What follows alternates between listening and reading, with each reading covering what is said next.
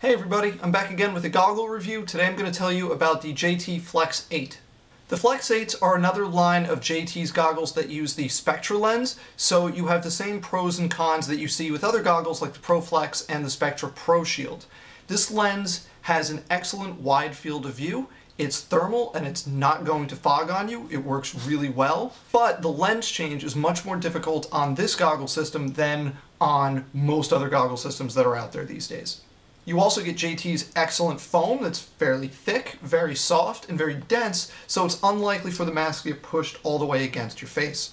And of course, being a JT mask, there are tons of straps floating around for these goggles. They use the normal JT straps.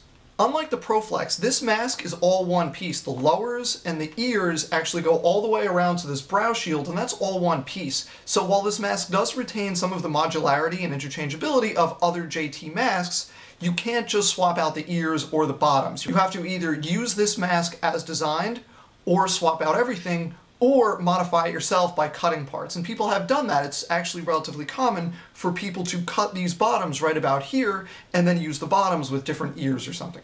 You'll also notice that this mask comes with a chin strap. This is not removable from the factory, so if you want to get rid of this, you have to cut it off. Now these goggles are the Flex 8s. They're in the Flex line of JT goggles, so the lowers are not entirely rigid. However, they are much more solid than goggles like the Proflex or the Flex 7s.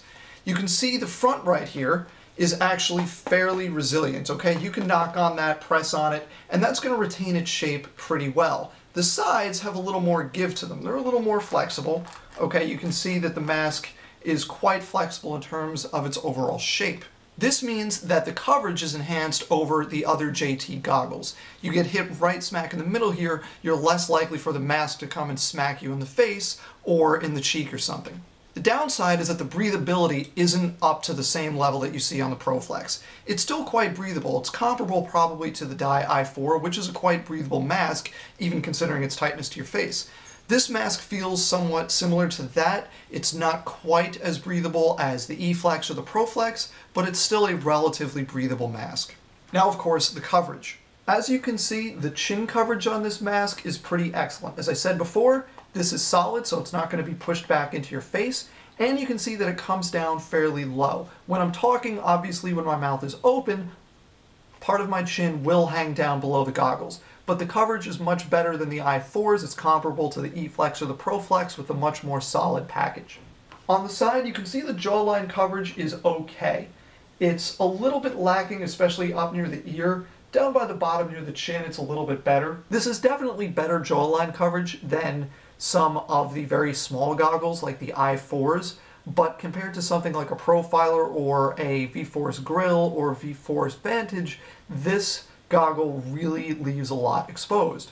This is particularly true around the ears. So if you look right here, my ears are hanging out from the bottom of the goggles, and that's true of a lot of JT masks. These ears in particular are quite narrow, okay? So a lot of my ear is exposed. However, that JT notch that typically leaves a lot of the ear exposed right here is not present, and that's an improvement over other JT systems that use the soft ears.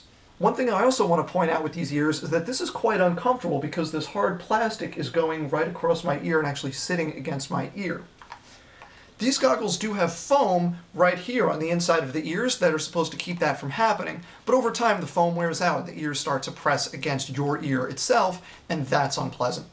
You should also notice that this is a much tighter package than the other JT goggles like the Proflex. The Proflex has a very wide profile. This is very narrow. It's very close to your face, and that's nice. I know a lot of people like a nice tight goggle. I prefer a tighter fit on my goggles. I don't like having them hanging out much past my face, so this is very nice in that regard. Some other features here that are nice, you have this brow shield that's attached to the whole package. I mentioned this earlier, but I just want to point it out specifically. It's very nice having this if you don't want to use the visor. If you do decide to use the visor, then your head's going to be protected and that's cool. But if you don't, it's nice having this brow shield right here so you don't take the far head shots. Now these goggles are only about $53 for the basic model. There are some other color schemes that cost a little bit more, and you can also get the full head shield that protects the top and back of your head that also costs a bit more. But the base model, this set of goggles right here, is only $53 new, and for the features you get, the good coverage, thermal lens, breathability, that's a really excellent price. It's really hard to beat that value. So that's my take on the JT Flex 8 goggle system. Thanks for watching. I'll see you next time.